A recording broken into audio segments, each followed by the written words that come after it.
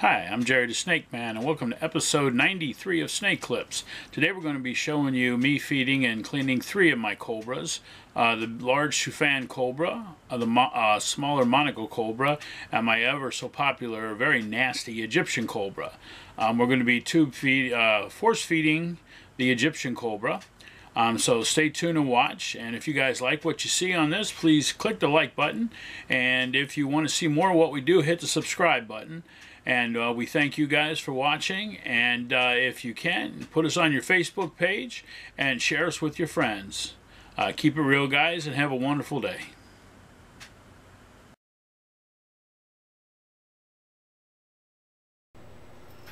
Okay, now we're going to do my Suphan Cobra. We're going to feed him and clean his enclosure.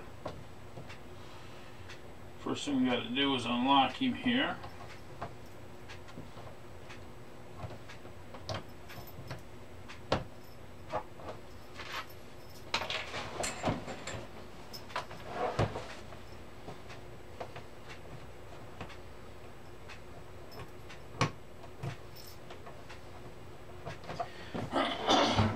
My biggest cobras.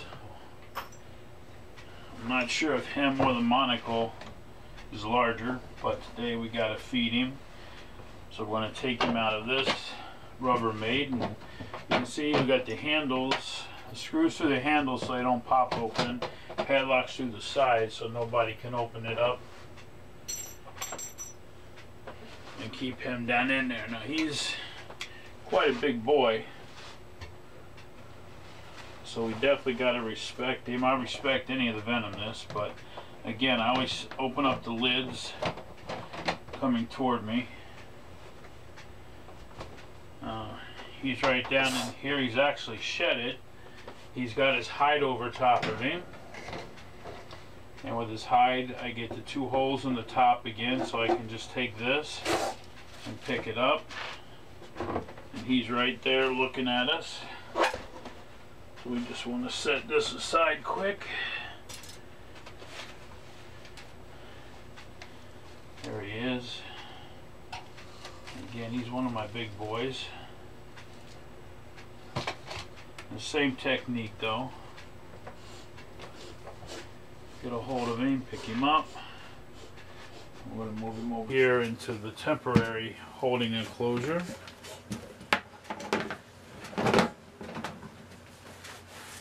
Get this lid down.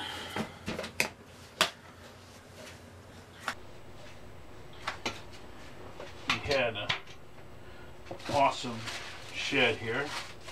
You can see this shed is all almost a one solid piece. That's what I love about tubs. They hold the humidity great. So we'll take that shed out, throw it out, grab his water bowl.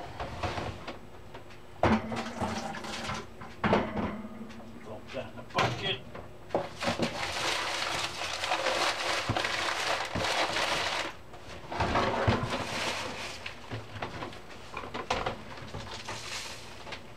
And some clean newspaper. Spray this down real good with alcohol.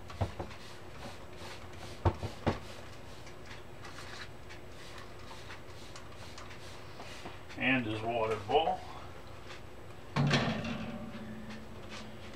Cobras are my favorite, some of my favorite types of snakes, I should say. Actually, the gaboon viper is my favorite venomous snake. But as far as handling goes and stuff like that, I love handling gaboon cobras. They're pretty awesome. They're a challenge. Of course, when I handle the cobras, you'll notice I don't let them run around on the floor like a lot of guys do. I mean, that's their choice if they want to handle them that way. I choose not to. I choose to try to keep my snakes actually in control in my hands when I'm handling them.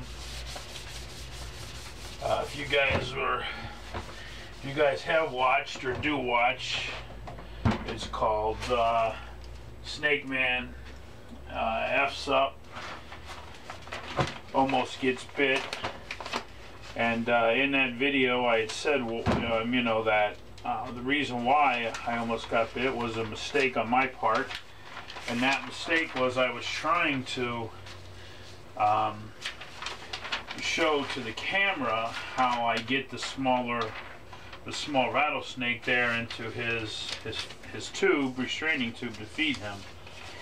And the thing is that normally, if I wasn't trying to demonstrate how I got him into the tube, I would have been doing that over top of either the temporary enclosure or his own tank, his own enclosure.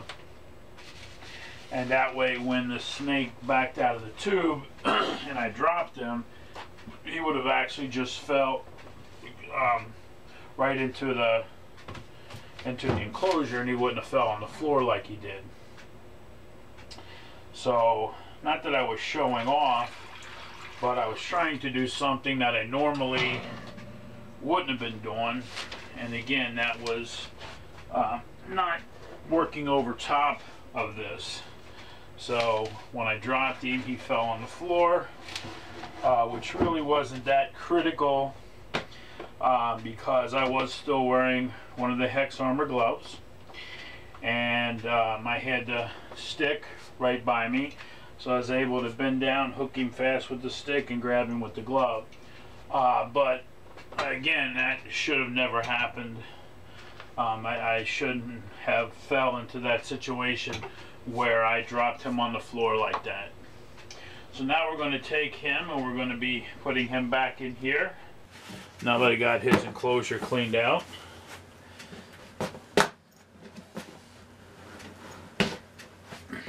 And again, I open this up toward me as a shield. Alright, and I see that he's not trying to attack me yet. Here he's coming up. Okay, with my glove, I'm going to grab him, move him back over here because he's too far.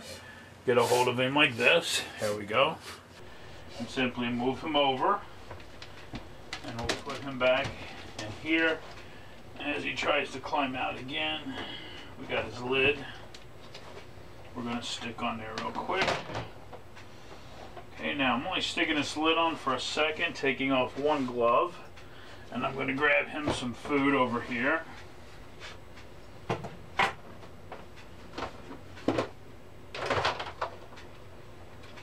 Hopefully he's hungry. It's been a little while since he's eaten. So we got a nice juicy rat for him. And let's see if he wants this. You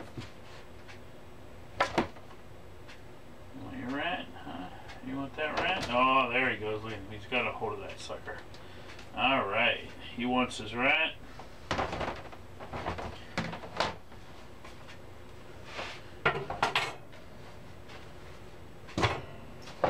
Put his lid back on. Make sure we get the locks on there. These two. And I use these screws that I've drilled holes through the top of the handles here, just in case he were to try to push up on the lid. Some of the more stronger constrictors, when they push up on the lid, they have the ability to pop the handles open. And so I drill through my handles on all my enclosures like these, and I will put the screws in just so they can't pop it. On my other enclosures, I actually don't have locks in the middle, but I do have screws that come through to keep them from being able to push up open on the middle, because this is the weakest part of these enclosures. And now we just take him and we stick him back up on the shelf, and he's all done, fed, and ready to go.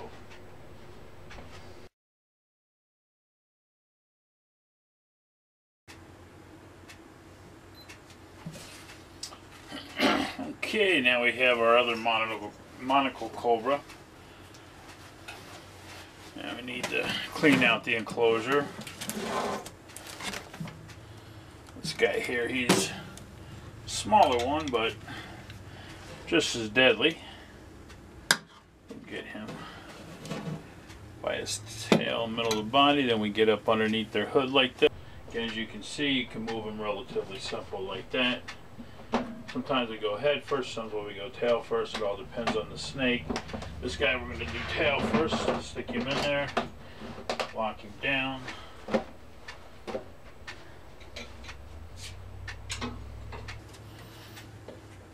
And we got to clean out his enclosure. He's got plenty of water, because his water doesn't evaporate. He shed here, you can see again, nice one-piece shed. A lot of that has to do with this is a tank, but this tank he used to rub his nose constantly, and he would get sore. So what I did was I took his screen lid here, and I covered his screen lid completely with tape, so that now this is the air can no longer get through that, but also he can't rub his nose on it. And by doing that, I have limited the flow of air through the tank here, which in turn has made the humidity able to rise very high, and in turn he has a perfect shed like you saw here. It's not in pieces, and none of it stuck to him. So that works extremely well. To control humidity in a tank, all you do is have a water source with a heat source that evaporates the water, and have the ventilation controlled so it can't escape the tank. And because it can't escape the tank, it will cause humidity inside the tank to go way up, and in turn the snake will have a beautiful shed like you saw there. A lot of people say, oh, you have a tank, so you can't control humidity in a tank. That is not so. You can control humidity in a tank very easy. It's just by controlling the ventilation in that tank. We're going to wipe the glass down here.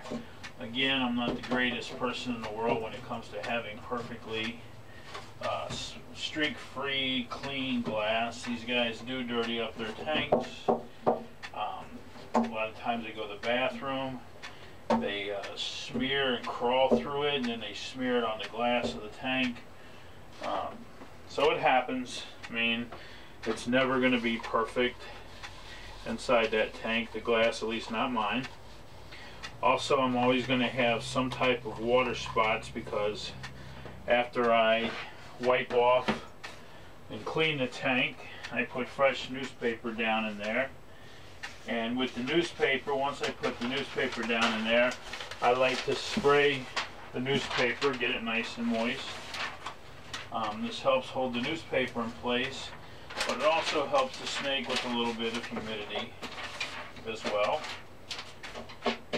And then, of course, when I spray, the water gets up on the glass toward the bottom, so there's always going to be water spots, and I don't worry about them.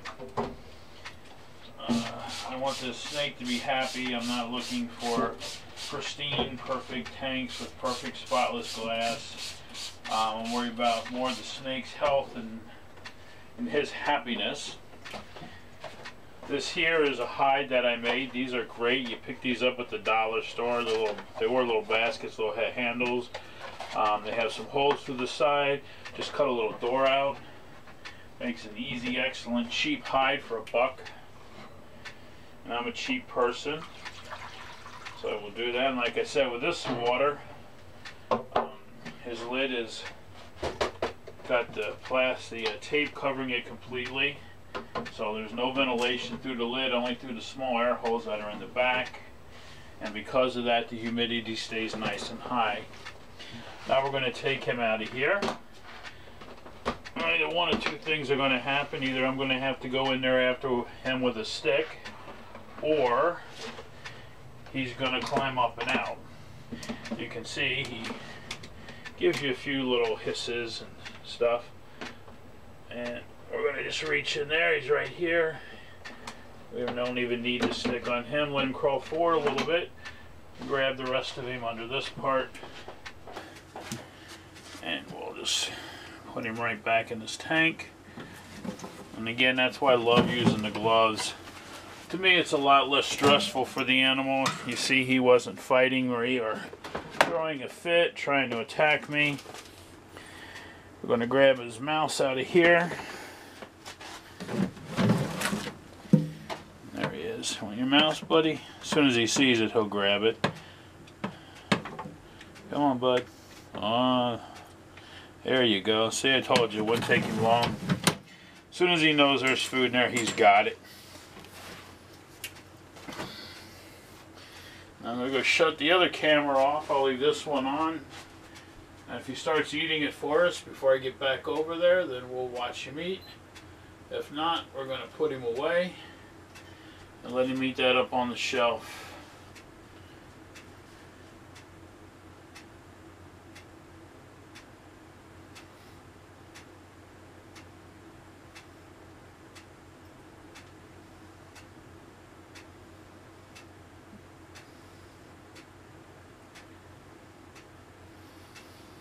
Alright, well, he's going to make us wait. He's not going to eat it while we watch, so I'm going to go ahead and put him right back up on the shelf here. And then we'll get on to our next snake, was the Egyptian cobra. Nope, now he's going to eat it. He's hooded up there a little bit. He's showing the monocle. We got a perfect view of the monocle, which is the circle on the back of his hood. And that monocle represents an eye. And a monocle is actually a single eyepiece that people used to wear. And he's swallowing that down now. Doesn't really like the fact that we're here. So he's kind of backing it up in a corner so he's not as much out in the open. And he's eating that. Let me see if I can change the camera angle really quick for us, which I don't like doing too much. But there he is. He dragged it into the corner here where he's going to eat it up.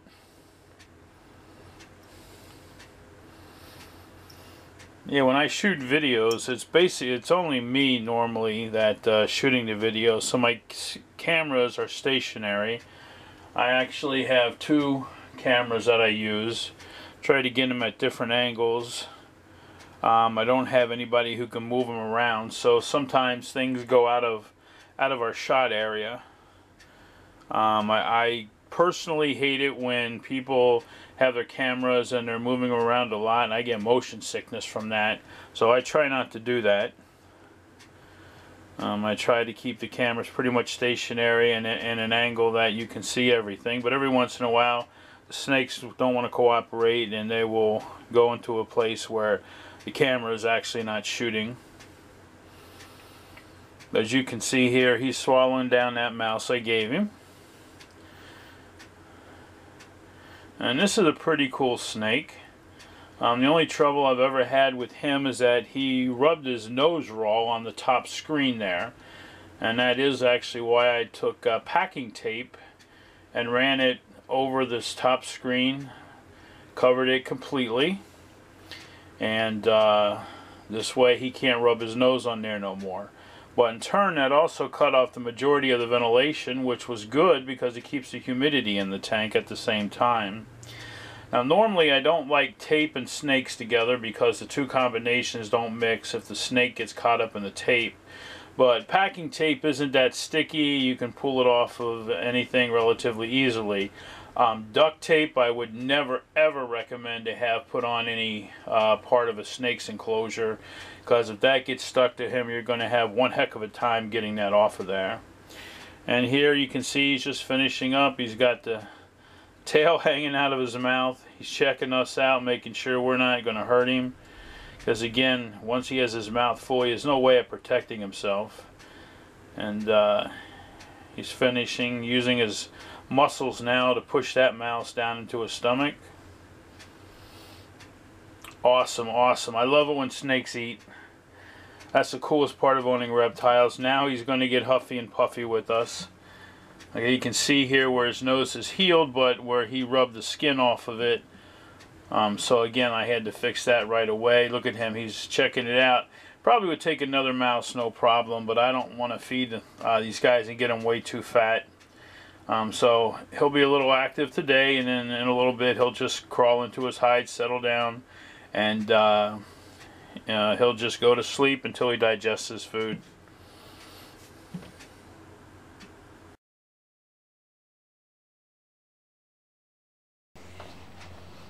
Okay, now we're going to take the Egyptian Cobra out. And the Egyptian Cobra gets force fed. So, first thing I have to do is get him out of his hide here. You'll hear him start huffing and puffing already. There he is.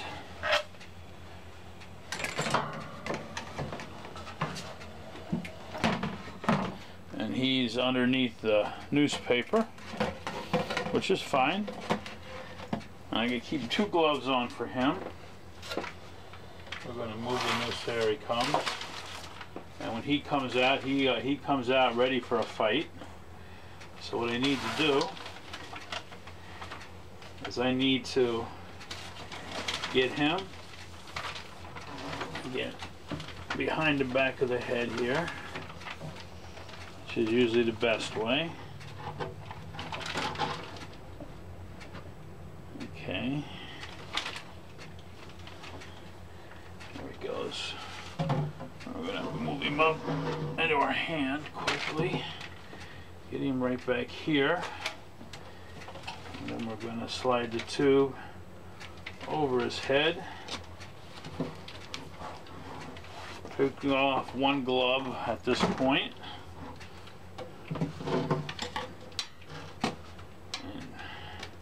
Pushing him forward into the tube. Now I take off the other glove.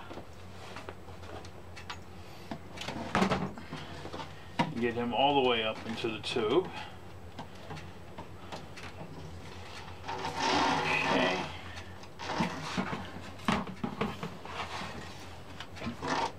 He's tore his paper, but it's clean, so we're not going to change that today. And put his lid back on partially. Now we're going to bring him over here. We take our smaller,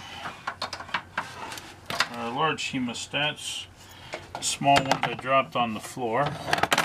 So I got to pick them up.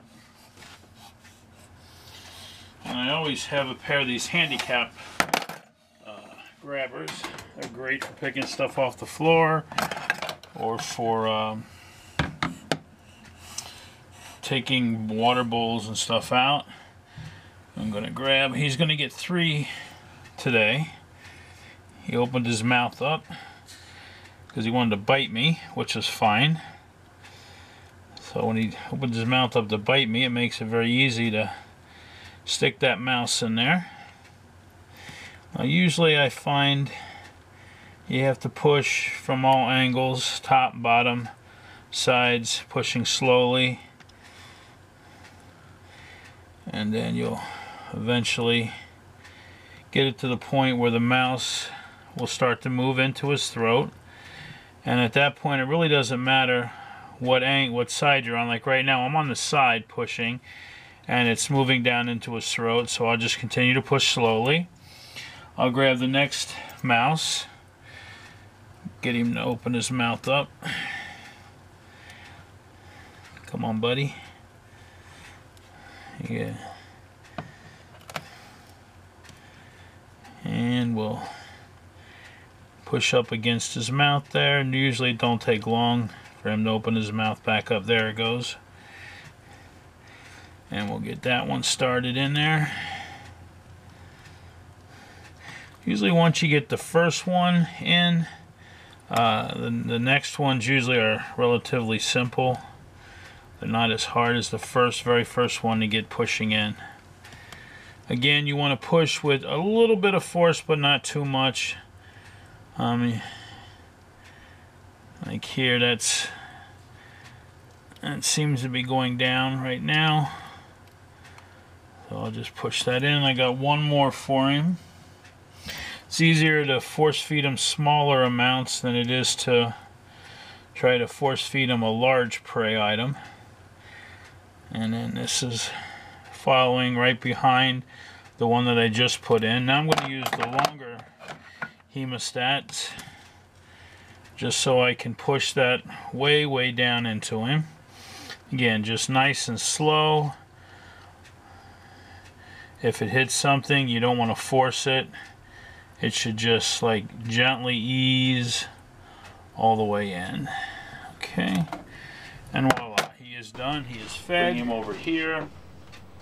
And what I do then is I put the tube in his hide, and he'll just crawl, tickle his tail a little bit, and he'll just crawl right into his hide there. Oop.